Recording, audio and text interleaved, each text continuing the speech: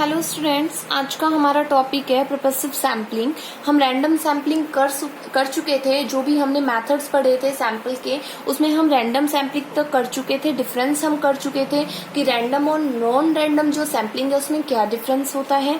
आज हम करेंगे प्रोपेसिव सैम्पलिंग। तो देखिए क्या है, it is also called the judgemental sampling. In this method of sampling the investigator himself according to his choice select the sample which in his opinion best representative for the universe. देखिए, purposive sampling वो sampling होती है जिसमें data को collect करने के पीछे क्या होता है, एक पर्पस होता है। इसको हम जजमेंटल सैम्पलिंग भी कहते हैं। जजमेंटल सैम्पलिंग हम इसको इसलिए कहते हैं क्योंकि इसमें इन्वेस्टिगेटर क्या करता है, जजमेंटल होके डाटा को कलेक्ट करता है, सैंपल को फ्रेम करता है। मेनली इसमें क्या होता है कि इन्वेस्टिगेटर अपनी चॉइस के अकॉर्डिंग डाटा को कलेक्ट करता है, सैंपल को फ्रेम करता है। इसमें इन्वेस्टिगेटर सोचता है, मान लीजिए इन्वेस्टिगेटर जो है वो क्या करता है, पॉपुलेशन के आइटम्स के बारे में जानता है, तो उसको वहां से एक सैंपल फ्रेम करना है। तो उसको जो बेस्ट आइटम लगेगा वो उनसे क्या करेगा, सैंपल को फ्रेम कर देगा। इट मीन्स दैट कि उसने वहां पे बायसनेस को दिखाया। उसको लगता है कि वो क्या कर सकते हैं, वो आइटम सारी यूनिवर्स को बहुत अच्छे से रिप्रेजेंट कर सकते हैं। उस बेसिस पे उसने वहां से सैंपल को उठाया। तो वो क्या है, प्रोपेसिव सैम्पलिंग है, क्योंकि वो जजमेंटल हो रहा है। राइट, जैसे मान लीजिए आपकी क्लास में, ठीक है, इंस्पेक्शन के लिए सीबीएसई जो है, इंस्पेक्शन के लिए टीम आई सीबीएसई की तरफ से आपकी क्लास में, ठीक है, और उन्होंने जानना चाहा कि आपकी क्लास को टॉपिक के रिगार्डिंग कितनी नॉलेज है। उस बेसिस पे आपके टीचर ने क्या किया, आपकी क्लास के जो सबसे इंटेलिजेंट बच्चा था उसको उठा के खड़ा कर दिया। उसको कहा आप खड़े हो जाइए और आप बताइए। उस केसेस में वो क्या करते हैं, सीबीएसई से जो भी इंस्पेक्शन के लिए आए थे चेक करने के लिए, उनको बता देता है वो बच्चा। अभी टीचर को तो पता है ना वो इंटेलिजेंट है, लेकिन जो आ रही थी टीम, उस टीम को नहीं पता कि वो इंटेलिजेंट है या नहीं है। ठीक है, तो उस केस में क्या हुआ बच्चों कि वहां पे क्या हो रहा है, जो टीचर है वो जजमेंटल हो रहा है। वो क्या कर रहा है, जो रिप्रेजेंट, उसको पता है कि ये बच्चा अच्छे से रिप्रेजेंट कर देगा सबको और ये हो जाएगा कि क्लास को उस टॉपिक की नॉलेज है। ठीक है, तो वो क्या हो गया, प्रोपेसिव सैम्पलिंग हो गया। लाइक अगर मान लीजिए कोई कंपटीशन होता है आपके स्कूल में, अब कंपटीशन है आपके स्कूल में, तो मैं क्या करती हूँ, मुझे जो भी बेस्ट बच्चे लगते हैं उन बच्चों को मैं भेज देती हूँ कि जाइए आप पार्टिसिपेट कर लीजिए। मैंने सभी बच्चों को मौका ही नहीं दिया। ठीक है, सभी बच्चों को मैंने चांस ही नहीं दिया। ठीक है, कि सभी बच्चों को मौका मिले और सभी बच्चे ले सके। मैंने क्या किया, मेरे को 4-5 बच्चे सही लगते थे, मुझे लगता था कि ये बच्चे कर सकते हैं, मैंने उन बच्चों को खड़ा किया और भेज दिया। मतलब मैं जजमेंटल हो रही हूँ, मेरे पर्सनल बायसनेस दिखा रही हूँ मैं, और उस बेसिस पे मैंने उन बच्चों को कंपटीशन में पार्ट करवा दिया। तो वो है बच्चों प्रोपेसिव सैम्पलिंग। दूसरा देखिए, प्रोपेसिव सैम्पलिंग में मेनली इन्वेस्टिगेटर जब ये सोचता है अपने ओपिनियन के अकॉर्डिंग कि ये जो पार्ट है, ये सैंपल आइटम्स है, ये पूरा यूनिवर्स को अच्छे से रिप्रेजेंट कर पाएंगे, तो उस केस में क्या किया जाता है, प्रोपेसिव सैम्पलिंग का यूज किया जाता है। इसको हम नॉन रैंडम सैम्पलिंग और नॉन प्रोबेबिलिटी सैम्पलिंग भी कहते हैं। मैंने आपको बताया था जब सैम्पलिंग के मेथड स्टार्ट कराए कि सैम्पलिंग के मेथड 2 टाइप के होते हैं, रैंडम सैम्पलिंग और non random sampling. Random sampling वो होता है जहाँ पे ईच एंड एवरी आइटम को चांस दिया जाता है। राइट, सभी को चांस मिलता है, डाटा को रैंडमली कलेक्ट किया जाता है। बट नॉन रैंडम सैम्पलिंग या नॉन प्रोबेबिलिटी सैम्पलिंग में हर एक आइटम को इक्वल चांस नहीं मिलता है। तो आप खुद ही देख रहे हो, जजमेंटल सैम्पलिंग है, प्रोपेसिव है, पर्सनल बायसनेस है, मतलब सभी को तो चांस नहीं मिला ना। ठीक है, दूसरा, this method mostly used by an investigator in that case when some of the items of the universe are of special significance। मतलब कि इन्वेस्टिगेटर के द्वारा मोस्टली ये मेथड जब यूज किया जाता है जब इन्वेस्टिगेटर को लगता है कि यूनिवर्स के कुछ आइटम बहुत अच्छे से क्या कर सकते हैं, यूनिवर्स को रिप्रेजेंट कर सकते हैं, तो क्या करता है इन्वेस्टिगेटर, उन आइटम्स को ही चूज करता है। जैसे देखिए, investigation made relating to the iron and steel industry.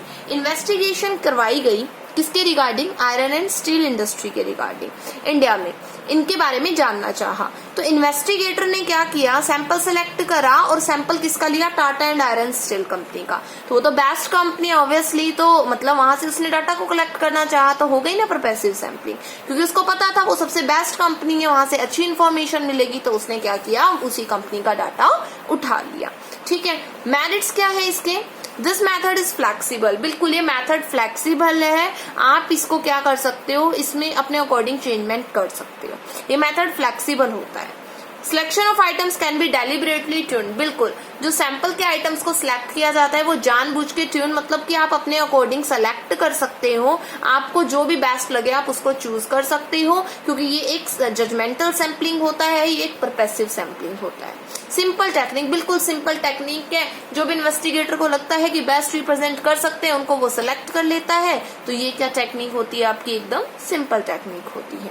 बच्चों डीमेरिट्स क्या है इसके, बिल्कुल पर्सनल बायसनेस होती है इसमें ना, पर्सनल बायसनेस तो है कि जो इन्वेस्टिगेटर है, जो बेस्ट रिप्रेजेंटेटिव उसको लगते थे उनको उसने सिलेक्ट कर लिया, और लोगों को तो मौका ही नहीं मिला, और आइटम्स को तो मौका ही नहीं मिला, तो पर्सनल बायसनेस आ गई। Reliability of the result become doubtful, बिल्कुल जरूरी थोड़ी है, आपने तो भेज दिया उनको कंपटीशन में, ठीक है, आपको स्टडी वाइज वो बच्चे अच्छे लगते थे, लेकिन क्या पता वो उसमें डांस कंपटीशन में भेजा है आपने, पोएम कंपटीशन में भेजा है, वहां वो बेटर कर पाए या ना कर पाए, तो कंक्लूजन हमेशा इसका डाउटफुल रहता है। ठीक है, तो ये बच्चा आपका पैसिव सैंपलिंग था। फिर आपका थर्ड मेथड आता है इसमें स्ट्रेटिफाइड और मिक्स सैंपलिंग मेथड। देखिए स्ट्रेटिफाइड और मिक्स सैंपलिंग क्या है कि देखिए ये एक ऐसी टाइप होती है सैंपलिंग मेथड की जिसमें क्या किया जाता है, टोटल पॉपुलेशन को डिवाइड कर दिया जाता है स्मॉल ग्रुप में।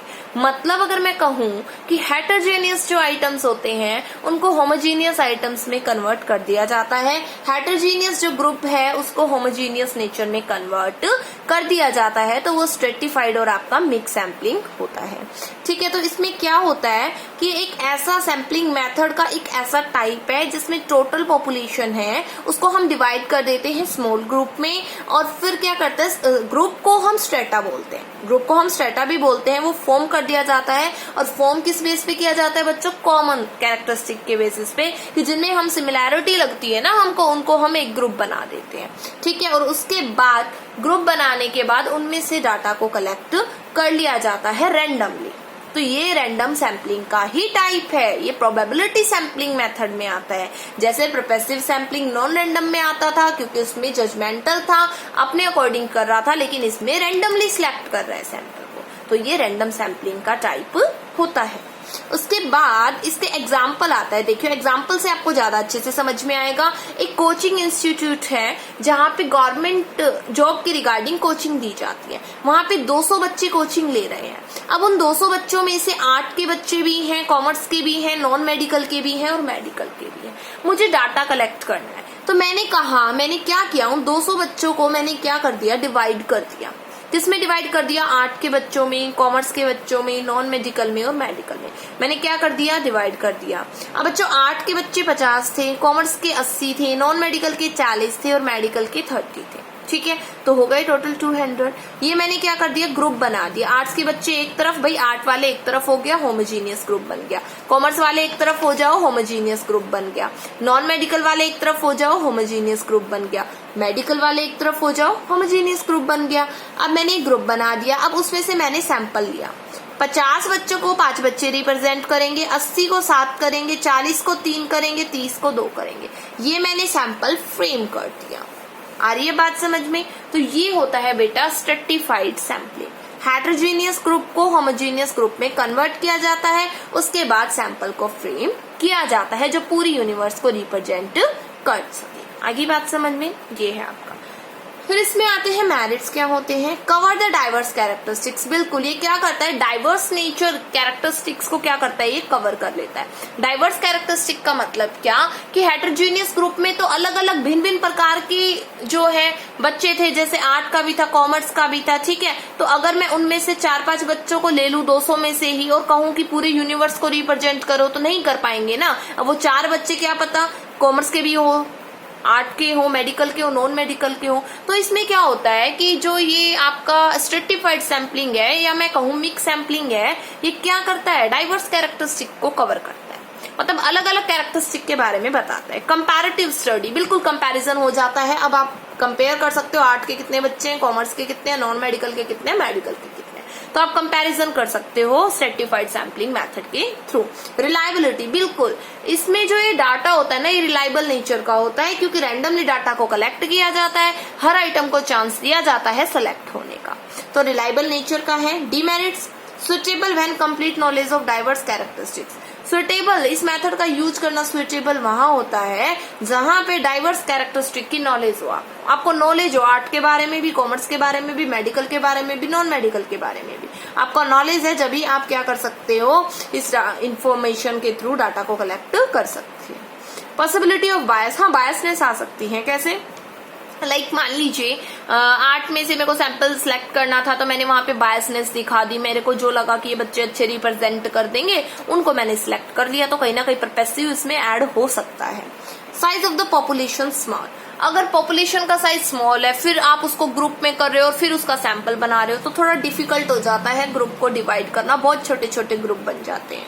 तो इसलिए ये कुछ बेटा इसके डीमेरिट्स थे। तो स्ट्रेटिफाइड सैम्पलिंग और मिक्स सैम्पलिंग तक मैंने करवा दिया है आपको पीडीएफ मिल जाएगी, आप इसको याद करिए और यहाँ तक आपके नोट्स कंप्लीट होने चाहिए। पीडीएफ के थ्रू अपने नोट्स को कंप्लीट कीजिए और मेरे पास नोटबुक की पिक भेजिए। Right, thank you all.